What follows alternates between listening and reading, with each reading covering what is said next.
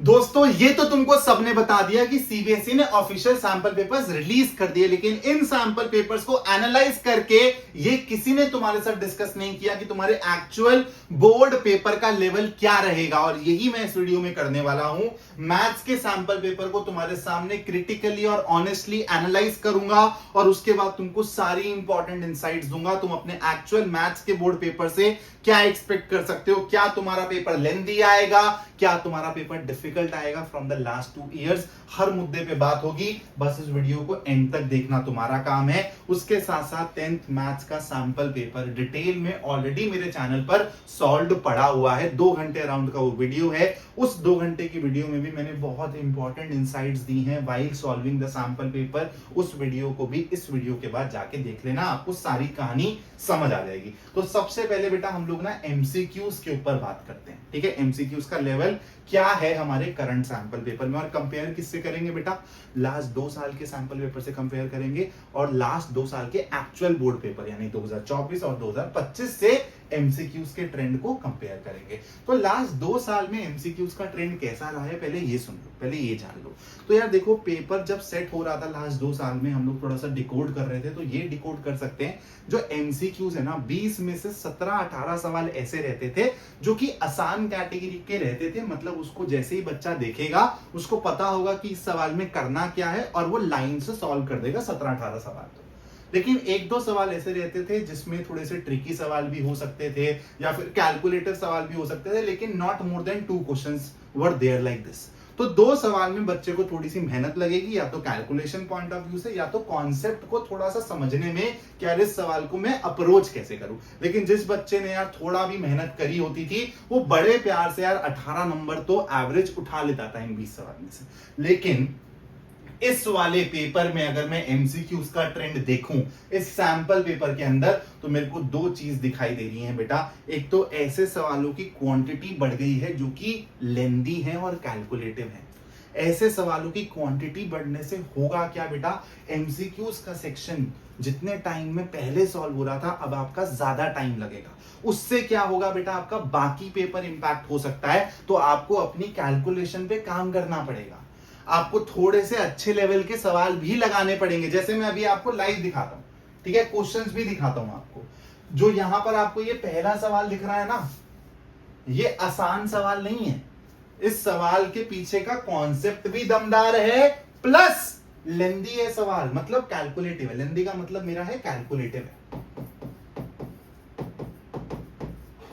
तो मतलब तुम बच्चे को एक तो कॉन्सेप्ट में भी काट रहे हो कि इजी कॉन्सेप्ट नहीं है कि देखते ही समझ आ जाए, उसके बाद कॉन्सेप्ट समझ ले बच्चा, उसके बाद कैलकुलेशन में फंसा रहेगा वो। तो इस वाले सवाल में लग आपको छोटा सा सवाल रहा है, लेकिन 1.5 से 2 मिनट से कम नहीं लेगा कोई भी बच्चा। 90 सेकेंड इसमें जाएंगे ही जाएंगे। ऐसे आपको और सवाल दिखाता हूं। पहले क्या होता था, या तो सवाल कैलकुलेटिव आते थे 1-2, या तो ट्रिकी आते थे, मिक्स नहीं होता था।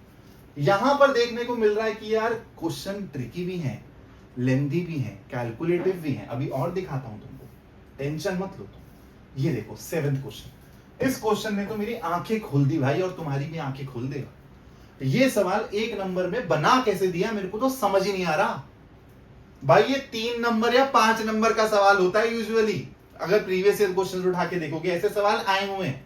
लेकिन यहां पे इतना लेंथी सवाल, बच्चा पहले तो पढ़ेगा स्टेटमेंट को, समझेगा उसको करना क्या है, 1 मिनट गया। उसके बाद उसको समझ आ गया बाई चांस, फिर कैलकुलेशन में टाइम लगेगा, फिर ऑप्शंस देख के ऑप्शन मैच करने में टाइम लगेगा। 2 से 2.5 मिनट से कम में ये क्वेश्चन सॉल्व नहीं होगा एग्जाम प्रेशर में। पहले ऐसे सवाल नहीं थे, ये चेंज है। तुमको समझना पड़ेगा कि तुम्हारे एमसीक्यूज लेंथी आएंगे, तुम्हारे एमसीक्यूज कैलकुलेटिव होंगे, कॉन्सेप्ट्स भी हो सकते हैं कि एकदम से ना चमके।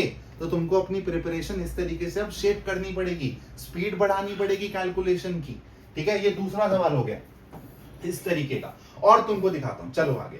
ये 10th क्वेश्चन दिख रहा है, रियल नंबर्स में तो हद्दी पार कर दी एमसीक्यूज में। पहला वाला सवाल भी रियल नंबर्स का था, ये भी रियल नंबर्स का है, और ये बहुत लाजवाब सवाल है। आधे से ज्यादा बच्चों को तो इसके पीछे का कॉन्सेप्ट ही नहीं समझ आएगा। बहुत सारे टीचर्स तो ये वाले सवाल करवाते ही नहीं है रियल नंबर्स में, इंपॉर्टेंट कैटेगरी में ये सवाल आता ही नहीं है उनके लिए। और वैसे अगर मैं भी ये वाला सवाल कराता हूं तो ये सब्जेक्टिव कैटेगरी का सवाल है, 3 नंबर मिनिमम इसकी वेटेज होनी चाहिए सवाल की, लेकिन उसने फिर से ये 1 नंबर में डाल दिया। अच्छा खासा लेंदी सवाल है ये, उसके बाद कैलकुलेशन लगेगा तुम लोगों को पूरा का पूरा करने में, समझने में। तो यहां पर भी 2 से 3 मिनट में कम, 2 से 3 मिनट से कम नहीं लगेगा इस सवाल को सॉल्व करने के लिए। तो तुम समझ पा रहे होगी, तुम्हारा ओवरऑल जो एमसीक्यूज का टाइम है वो बढ़ जाएगा थोड़ा सा अगर इस तरीके का पेपर आता है। अब तुम क्या कर सकते हो यार, सबसे पहले तो ऐसे क्वेश्चंस जो कि हमको लगते हैं कि यार नहीं यार ये एमसीक्यूज में नहीं आ सकते, हमको ये सोचना छोड़ना पड़ेगा, तुमको एज स्टूडेंट भी और हमको एज टीचर्स भी।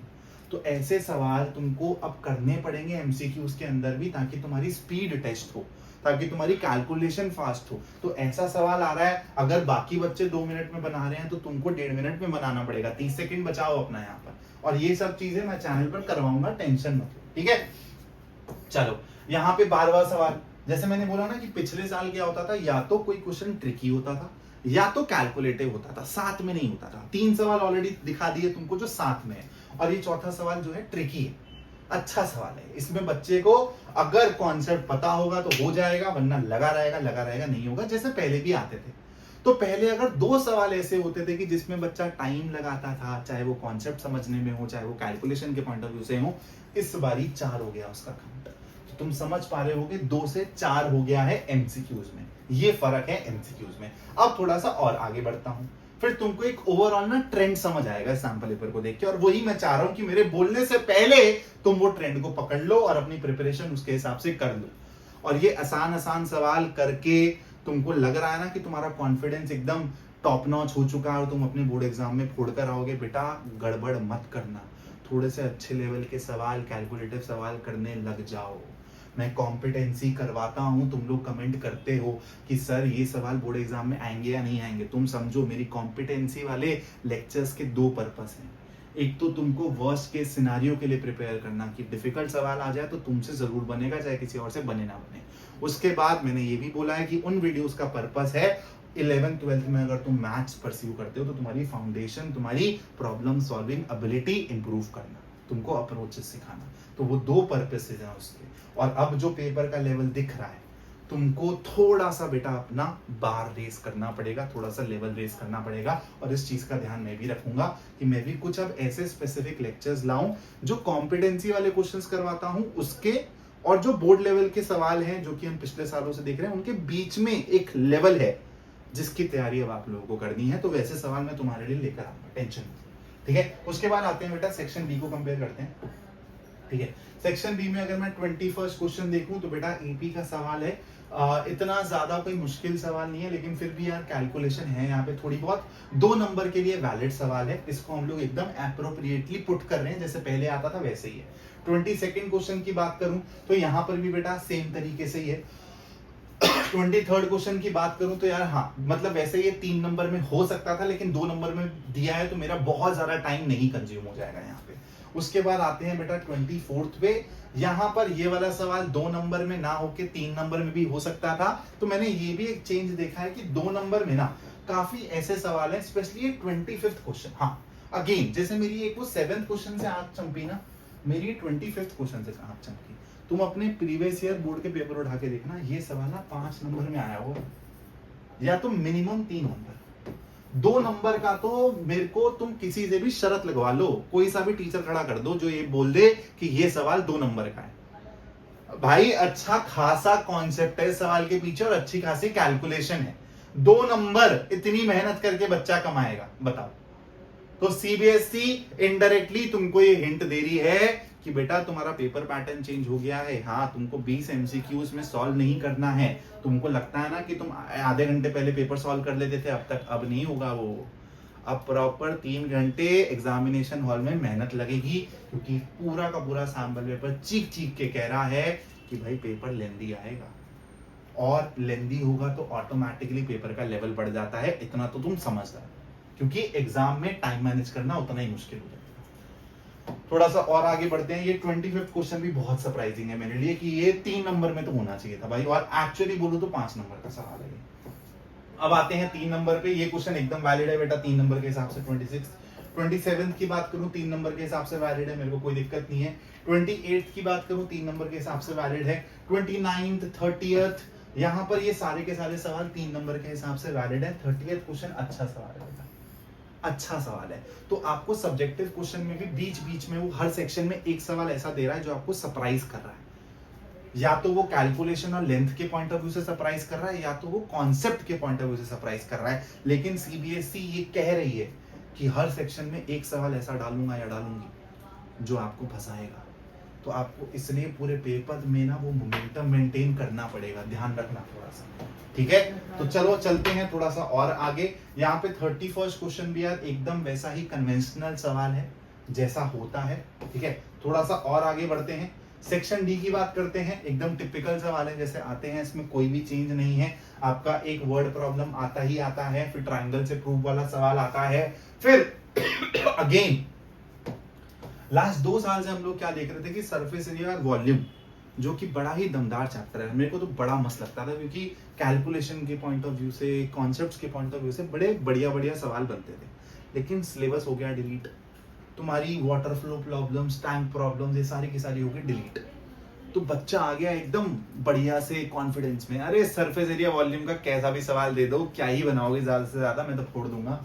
फिर आता है ये सवाल, इसका सॉल्यूशन देखना मेरा जाके तुम, जो मैंने वीडियो बनाई है, मैंने उसमें पूरी की पूरे 10 मिनट लगाए हैं तुमको डिटेल में समझाने के लिए कि ये सवाल कितना तुमको कॉन्सेप्चुअली अवेकन कर सकता है, तुमको बताएगा कि भाई अब सीबीएसई कॉम्पिटेंसी जेन्युइनली चेक करने वाली है।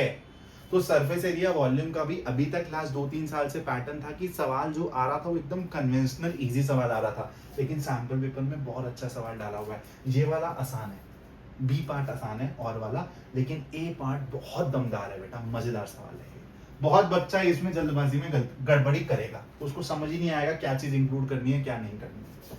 थोड़ा सा और आगे बढ़ते हैं बेटा। 35th क्वेश्चन एकदम टिपिकल कन्वेंशनल क्वेश्चन है, स्टैटिस्टिक्स ने हमको ज्यादा ऐसा सरप्राइज नहीं किया है। और आते हैं बेटा आप सेक्शन ई पर। सेक्शन ई की बात करूं तो केस बेस्ड क्वेश्चन जो 2025 में आए थे, एक आधे सेट में ना अच्छा केस बेस्ड डला हुआ था, लेकिन यहाँ पे केस बेस एकदम एवरेज टाइप के डले हुए हैं, तो उसने बाकी सेक्शंस की कसर ना केस बेस में निकाल दिया कि केस बेस आसान है। लेकिन मैं फिर भी आपको बोल रहा हूं, आपको यही इमेजिन करना है, अज्यूम करना है कि केस बेस्ड अबव एवरेज ही रहेंगे, क्योंकि हमने जितना भी देखा है लास्ट 2-3 साल से पेपर्स को एनालाइज किया है, सैंपल पेपर्स को, सैंपल पेपर में जो केस बेस्ड सवाल है उससे अच्छे ही केस बेस्ड सवाल एक्चुअल बोर्ड पेपर में डलते हैं। तो यहाँ पर मैं कुछ बातें तुम्हारे सामने समराइज कर रहा हूँ। एमसीक्यूज ऐसे करने चालू कर दो जो कि थोड़े से कैलकुलेटिव हो, और ऐसा बिल्कुल मत अज्यूम करना कि जो तुम 2-3 नंबर वाले सवाल करते हो ना वो एमसीक्यूज में नहीं पूछे जा सकते, पूछे जा सकते हैं। तो अपनी कैलकुलेशन, अपनी स्पीड पे काम करो। उसके साथ साथ हर एक सेक्शन में, चाहे वो सेक्शन बी हो, चाहे वो सेक्शन सी हो, चाहे वो सेक्शन डी हो, section E was comparatively easy as according to the previous year pattern आप बोल सकते हो, लेकिन इन सेक्शंस में एक एक सवाल ऐसा दिया हुआ है, एक सवाल हर सेक्शन में ऐसा है जो या तो कैलकुलेटिव है, लेंदी है, या तो ट्रिकी है, कंसेप्चुअली बहुत बेटा स्ट्रॉन्ग सवाल है, कंसेप्चुअली एकदम सॉलिड सवाल है। तो तुमको ये समझना पड़ेगा कि तुम्हारा पेपर अब लेंदी ही आएगा, तो तुम लोगों को 3 घंटे अपना टाइम भी मैनेज अच्छे से करना पड़ेगा, अपनी कैलकुलेशन स्पीड पे भी काम करना पड़ेगा, और जो तुम प्रैक्टिस कर रहे हो, अगर बहुत हल्की प्रैक्टिस कर रहे हो तो उसका थोड़ा सा लेवल बढ़ा लो। क्वेश्चन बैंक अगर तुमने अभी तक नहीं लिया है कोई, तो मैं तुमको डिस्क्रिप्शन में डाल दूंगा, वो question bank as per the current level है, उस क्वेश्चन बैंक से अगर तुम सवाल लगाओगे तो तुम वो एकदम जो पेपर का लेवल है उसके हिसाब से तैयारी कर पा रहे हो। Thank you so much for watching this video. अगर मजा आया हो इस वीडियो में, आपको लगा हो कि मैंने एक ऑनेस्ट तरीके से आपके सामने सारी बातें रखी हैं, तो यार वीडियो को लाइक जरूर करके जाना, चैनल को सब्सक्राइब जरूर करना, क्योंकि यही वो चैनल है मैथ्स का जहां पर आपको एकदम लेवल का पढ़ाया जाएगा और लेवल से भी ऊपर का पढ़ाया जाएगा। क्योंकि मेरी तैयारी क्या है कि यार मैं तुमको चीजें सिखा दूं, उसके बाद तुम अपने आप ही बोर्ड लेवल में जाकर प्रूव कराओगे। तो our aim is to make you a learner, top आप खुद कर जाओगे। हमारा इंटेंशन आपको टॉपर बनाने का नहीं है, वो आप खुद कर लोगे।